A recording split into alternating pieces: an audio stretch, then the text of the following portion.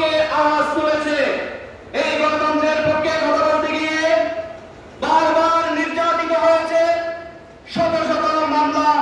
দেওয়া হয়েছে। ঢাকা বিশ্ববিদ্যালয়ের নির্বাচিত ভিপি হয়েও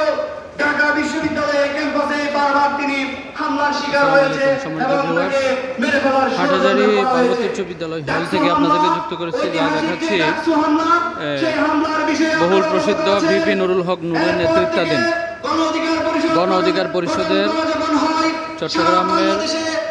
উত্তর জেলা শাখার ছাত্র অধিকার পরিষদ, অর্থাৎ ওই সংগঠনটির গণ অধিকার পরিষদের সহযোগী সংগঠন ছাত্র অধিকার পরিষদের চট্টগ্রাম উত্তর জেলা শাখার পক্ষ থেকে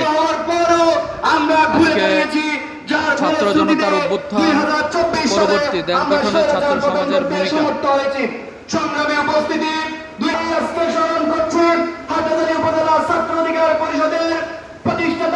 শীর্ষক আলোচনা সভা এবং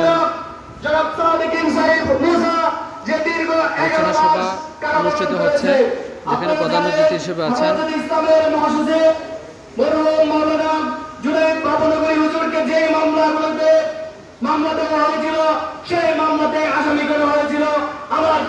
গণ অধিকার পরিষদ ঢাকা মহানগর দক্ষিণের সভাপতি এবং সংসদীয় আসন চট্টগ্রাম 5 থেকে আসন্ন সংসদ নির্বাচনে প্রতিদ্বন্দ্বিতাকারী জনাব অ্যাডভোকেট মোহাম্মদ নাজিম উদ্দিন, যার জন্মস্থান এবং যার মূল ঠিকানা এই হাটহাজারীতে, উনি এখানে আজকে প্রধান অতিথি হিসেবে উপস্থিত আছেন ছাত্র অধিকার এবং